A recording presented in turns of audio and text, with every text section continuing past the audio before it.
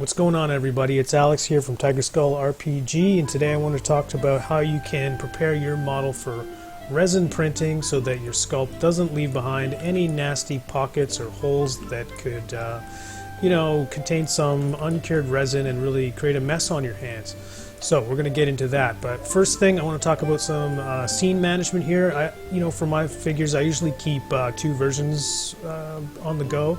I've got my optimized scene, which is we're sitting around 700K, and then I have, of course, my sculpt handy, so I can refer back to and make small changes to the models I need to. I like to do that in the sculpted scene, and you can see this is quite a beast at 72 million points there. So, but most of this work I'm going to do in this scene because it's a lot quicker and lighter. And yeah, this is what we do before we export. So, you can have as many or as few layers in here as you want to. I do have another video about optimizing your mesh a little bit.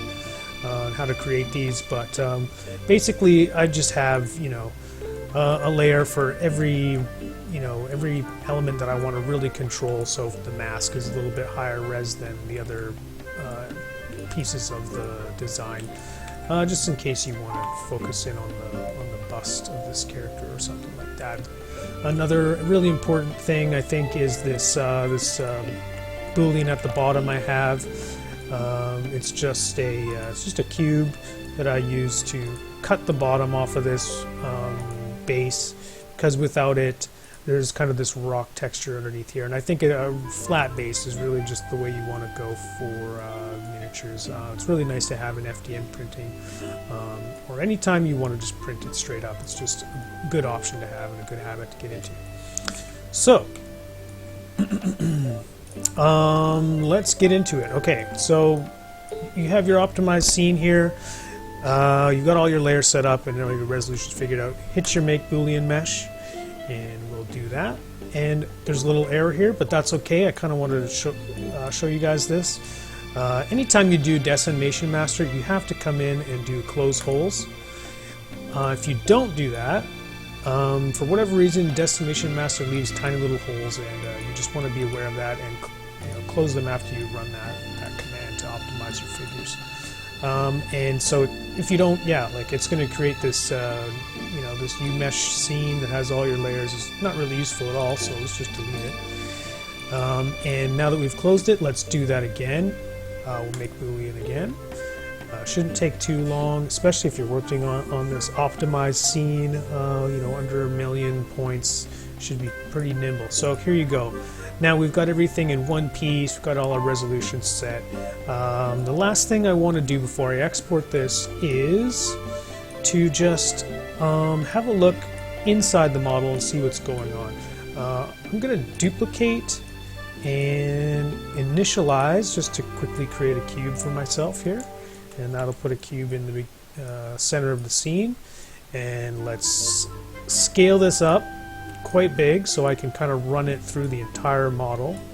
What I'm going to do is set the boolean to negative, and you'll see you can then kind of push this thing through your model like so and really see what's happening inside here. And it's better to just really look straight on at this thing. And when I was doing this, I noticed that there's a bit of a hole here under the hood.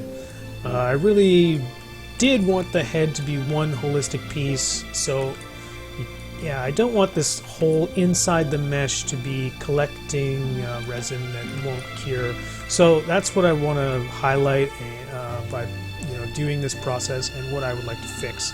And the way to fix that, I would typically go back into my sculpt, find this hood, and just kind of, or whatever the offending object is just make sure that it's clipping with the thing next to it, so that these layers don't have any gaps. You really got to close all the tiny little gaps from layer to layer, so you don't get pockets where you can go swimming inside your mesh and create nasty pockets like that. So from there you'll do a Dynamesh, a decimation master, and I've done that on this one. And I wanted to bring it down to about 450K, the bulk of the polys are going to be spent here. And again, I'm not sure if I did this already, but I'll do a close holes. It's a pretty quick command. There you go. And let's bring this fixed mesh back into the fold here. We've got our older body. We can delete that. And I'll insert our whole fixed mesh. And here it is. Now we should be able to make another Boolean right out of this. Again, really quick workflow. Just get in the habit of doing this back and forth until you've kind of fixed all the holes. Here's our new union mesh, and let's have a little peek at the head. It looks as we would expect there, with that gap closed. And then the last thing you can do, we've got this scene here where we're validating our old object, and you can just select this cube so that it's highlighted here in your stack on the subtool list. Come over to your new mesh, insert that cube right away, turn on negative here, and then you can see we're exactly where we were with the head, and that hole is closed. And from there we can continue on and go through the model that way and look for any other holes that we might have. And this is a pretty crazy figure. There's a lot of layers by design, but yeah, that's kind of the idea, just to go through it and keep an eye out for that. Nobody will know your model better than you, so you'll know when these are intentional and when they're not. And one last thing I'll say that can kind of help find these holes too is, sometimes you'll close the gaps in your sculpt and you'll still find geo underneath there. And what I find is that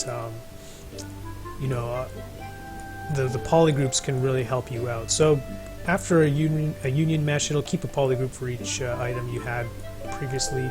But if you do an auto groups, if we go to polygroup, sorry, not polypaint, but polygroups, do an auto group, the logic there is everything that is a holistic, like continuous piece, it'll make one solid group, and that's what we want, right? Everything here is one solid piece with nothing in the center. So with that in mind, if I Control-Shift-Click on a polygroup, it should isolate that polygroup, and any other smaller, insignificant, hidden pockets polygroups. I can do a geometry delete hidden. Those technically should be gone. So between going back and forth with the Boolean, finding the holes, closing those holes in your sculpt, and then auto grouping and deleting hidden, any other garbage you might have. And you can do a close holes again, there's no harm in that, just to make sure it's really any tiny triangles that might have gotten lost are filled. And then you'll know that your mesh is ready for the printer. So that's basically it, guys. I hope that helps, and I hope it was digestible at the same time. If you want to print this figure for yourself, give him a go.